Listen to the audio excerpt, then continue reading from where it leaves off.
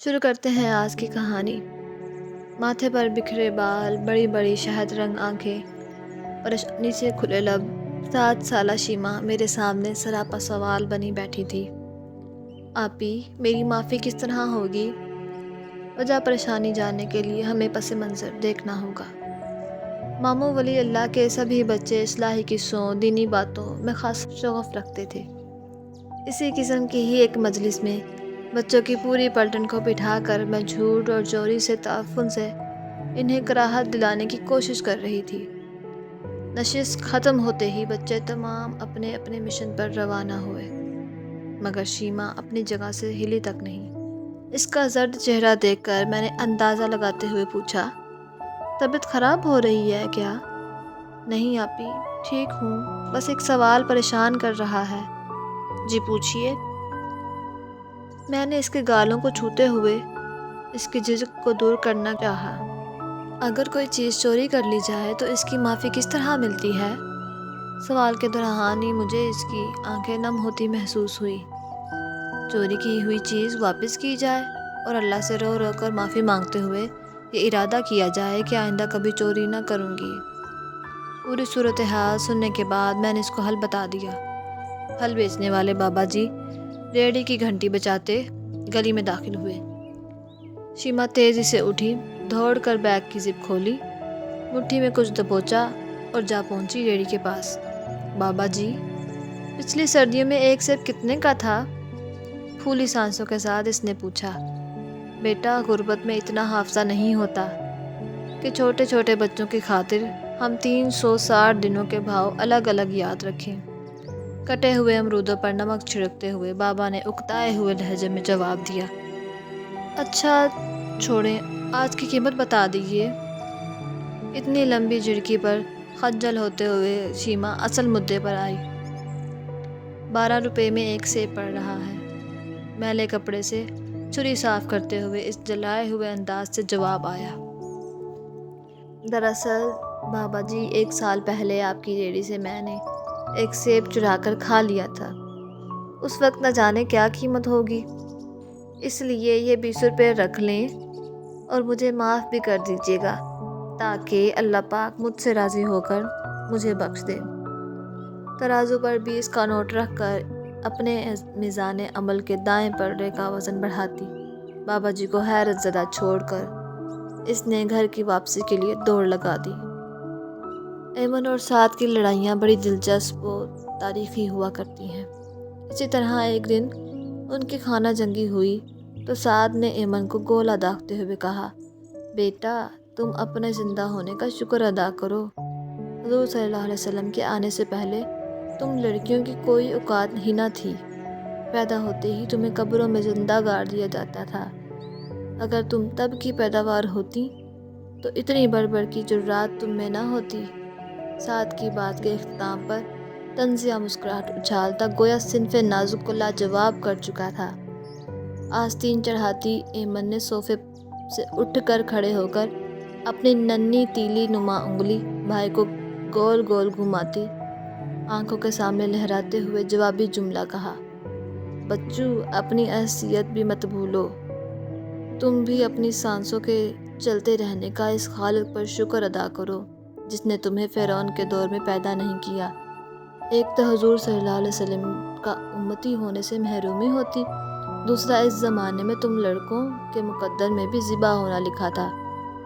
جملے کے آخر میں ایمن نے دونوں ہاتھ مٹی جھاڑنے کے انداز میں ایک دوسرے پر مارتی بھائی کو لاجواب دیکھ کر فاتحانہ مسکراہٹ لبوں پر سجاتی ٹانگ پہ ٹانگ چڑھا کر دوبارہ صوفے پر براجمان ہو گئی۔ ایک بار بچوں کے جھرمٹ میں نے دعا مانگنے کا طریقہ سکھایا کہ جس طرح والدین سے رو رو کر بات منوا لیتے ہو، اسی طرح کچھ بھی مانگنا ہو تو اللہ سے بھی اسی طرح مانگو۔ اب جی دوسرا دن طلوع ہوا تو میرے 14 طبق روشنی میں نہا گئے۔ سبھی بچے قاعدہ قرآن تھامے اپنے اللہ سے مانگنے کی رداد سمیت تشریف لائے۔ سب سے پہلے ایک گھر کی 3 بچیوں نے اپنی داستان دعا سنائی۔ تینوں نے مصلے بچھائے اور نماز کے بعد دعا کے لیے ہاتھ پھیلا لیے۔ ایک سسکیاں لے لے کر اللہ سے بغیر سونفوں کے گڑ والے چاول کا مطالبہ کر رہی ہے، دوسری کا تو رونا نہیں آ رہا मगर शक्ल रोने वाली बनाकर पैसे मांग रही है। तीसरी ने तो हद ही कर दी। बाकी दो के बकौल बाजी सीमा तो धाड़े मार मार कर इस तरह रोई कि हम अपनी दुआ और रोना तक भूल गए। सिर्फ रो नहीं रही थी, अपना गला और दूसरों के कान फाड़कर आवाज़ के साथ कमरे के एक कोने में, कभी दूसरे कोने में जानबूझकर ज़ोर से ठा करके गिरती, एड़ियाँ चटक चटक कर कहती, मुझे पैसे चाहिए अल्लाह जी, मुझे पैसे चाहिए अल्लाह जी। इसकी सदाओं से पूरा घर लर्ज़ उठा। इस बेचारी का भी क्या कसूर था? मैंने ही तो कहा था कि जिस तरह माँ बाप से मांगते हो वैसे ही मांगना है। वो शायद अम्मा अब्बा से भी ऐसे ही मांगती थी। खैर, सभी घरेलू काबीना ने इस धाड़ती कान फाड़ती मखलूक से मुज़ाकरात करने की कोशिश की, तो उसने लहू रंग आंखों से घूरते हुए जवाब दिया, मैं अपने अल्लाह से मांग रही हूँ, आपको क्या मसला? बिलाखिर इसकी दमदार दुआओं और इल्तिजाओं की कबूलियत की सनद मिली। कम रोने वाली को 2 दिन का, जबकि सीमा को 3 दिन का जेब खर्च थमाया गया। उस दिन गुड़ वाले चावल बने, मगर बगैर सौंफ के। सीमा तो अनोखी दास्तां लिए बैठी थी। उसका कहना था, अम्मी ने मुसल्ला बिछाया, नमाज पढ़कर फारिग हुई तो मैंने इस मसल्ले पर नमाज अदा की। इसके बाद रो रो कर अल्लाह से 50 रुपए मांगे। जब मांग मांग कर थक गई तो मैंने दुआ ख़त्म करके मुसल्ला उठाया तो इसकी दाएं तरफ 50 रुपए का नया नोट पड़ा हुआ मिला। मैंने सोचा किसी बड़े ने रख दिए होंगे, बात आई गई हो गई। अगले दिन मामू हमारे घर आए तो भराए हुए लहजे में शीमा वाली रुदात सुनाते हुए कहने लगे, हमारे सामने ही बैठी 15 मिनट तक दुआ मांग कर रोती रही। जो ही मसल्ला हटाया तो 50 रुपए का नोट मिलने पर वो खुशी से चीखी। घर में मौजूद किसी फर्द ने नहीं रखे थे पैसे। और मेरी बेगम ने जब मुसल्ले पर नमाज पढ़ी तो फर्श पर किसी किस्म का कोई नोट तो क्या, किसी कागज़ की कुतरन ना देखी थी। वाकई इसका गिड़गिड़ाना महबूब करार पाया था। तभी इसके मुसल्ले तले मतलूब दुआ मौजूद हुआ। सुबहान अल्लाह। एक दिन नन्हे अब्दुल्ला से पूछा गया, जन्नत में जाकर सबसे पहले क्या करोगे? इसने झट जवाब दिया, जो फरिश्ते अपने रजिस्टर में मेरे गुनाह लिखते हैं, सबसे पहले जाकर उनकी पिटाई करूँगा। इसके बाद अब्बू की जन्नत में जाकर शोर करूँगा। फिर इसने रोने वाली शक्ल बनाकर पूछा कि अल्लाह जी ने हमें अभी तक फौत क्यों नहीं किया, ताकि हम भी जल्दी जल्दी जन्नत में चले जाएं। अम्मी ने दहल कर कहा, बेटा सब अल्लाह की मर्ज़ी से अपने अपने वक़्त पर जाएंगे ना। नन्हे ज़हन को फ़ौरन तशवीश ने आ घेरा। हमारे बाद इस घर में कौन रहेगा? अब जी मुस्तकबिल के बारे में इसे क्या जवाब दिया जाता? क़यामत को मद्देनज़र रखते हुए मैंने कहा, यहाँ सब ख़त्म हो जाएगा, फिर सब कुछ जन्नत में होगा। ये सुनते ही झट अब्दुल्ला मोहतरम ने हाथों का प्याला बनाया और बोला, अल्लाह जी अभी अभी इस घर को गिरा कर हमें फौत करके जन्नत में पहुँचा दें।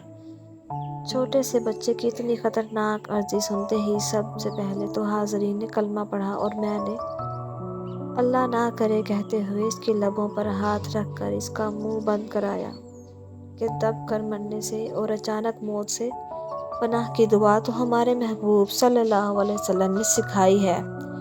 और यूँ भी हमारा दिल शहादत की तड़प में हमें ऐसे वैसे मरने पर आमादा नहीं होने देता। इस्लाम की गाड़ी का इंजन रमा रखने को अपना लहू रवाबित ईंधन पेश तो करना ही होगा। मश्क बार बहते लहू, रिश्ते ज़ख्मों, बिखरे अज़ा के साथ रब के हजूर मुस्कुराती हाज़री, और फिर इस दायमी जन्नतों में शहदाए इस्लाम के कदमों में हमेशा की ज़िंदगी बसर करने के ख्वाबों की ताबीरें रोशन जागती और हूरुल ऐन से ज़्यादा खूबसूरत आँखों से पूरी होती देखेंगे इंशाअल्लाह। इल्तिजा है कि रब्बुल इज़्ज़त हम मुसलमानों को शराब मगरबी के नशे से निकाल कर इस्लाम की इज़्ज़त और सरबलंदी वाली शराब तहूर से सैराब कर दे। आमीन।